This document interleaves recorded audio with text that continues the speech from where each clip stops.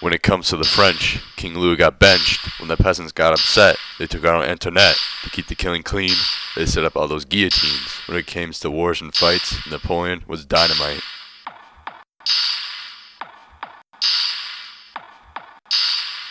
Louis called for the meeting of the states. First the clergy, who viewed God and the king as great. Next the nobles, who paid in taxes the lowest rate. And 95% peasants, who wanted to change their fate.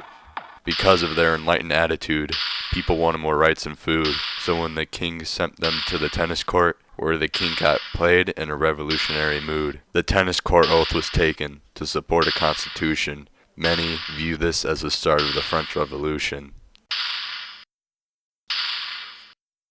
On July 14th, the people stormed the Bastille. No wonder.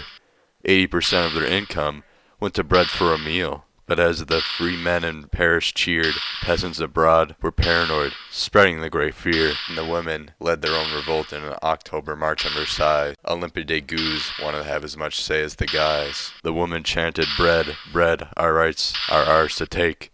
But all Antoinette said was, "Let them eat cake." When it comes to the French, King Louis got benched. When the peasants got upset, they took out Antoinette. To keep the killing clean, they set up all those guillotines. When it came to wars and fights, Napoleon was dynamite.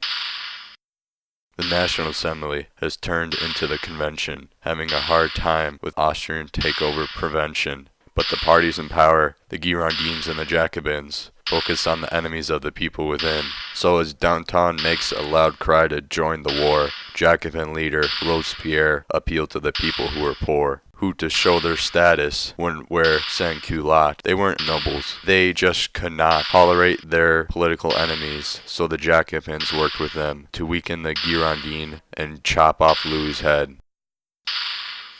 When it comes to the French, King Louis got benched. When the peasants got upset, they took out Antoinette. To keep the killing clean, they set up all those guillotines. When it came to wars and fights, Napoleon was dynamite.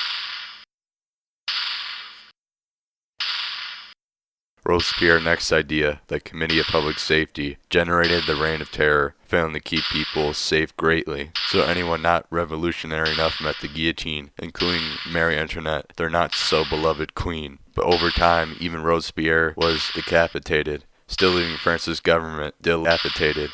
After Robespierre died, came the Dormian reaction, a more conservative approach that gained more traction. The new constitution and directory meant the French Rev was over, but Napoleon barely saved it from a mob that October. But the directory was screwed when Napoleon led a coup and became the first consul for life in 1802. Then in 1804, they made him emperor too. When it comes to the French, King Louis got benched. When the peasants got upset, they took out Antoinette. To keep the killing clean, they set up all those guillotines. When it came to wars and fights, Napoleon was dynamite.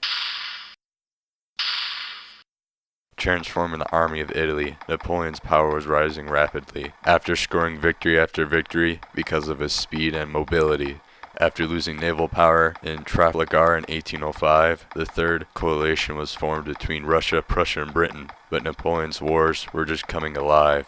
As became the Austerlitz, Austria and Prussia were smitten. The next year, Prussian troops at Berlin got crushed, so the continental system, Europe, rushed to form the Fourth Coalition, which was challenged at Friedland, where Napoleon won again, causing Coalition number 4 to disband. When it comes to the French, King Louis got benched. When the peasants got upset, they took out Antoinette. To keep the killing clean, they set up all those guillotines. When it came to wars and fights, Napoleon was dynamite.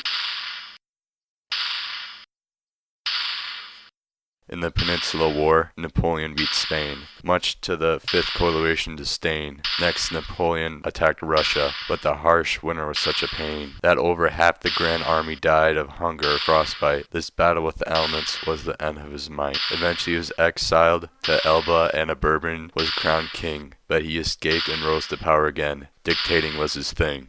The failures at the Treaty of Fontainebleau led to a final coalition versus Napoleon at Waterloo, where Napoleon lost and his empire was through. The Congress of Vienna led to a unified German state. So in the end, the French people didn't change their fate. They ended up giving Europe a whole new shape.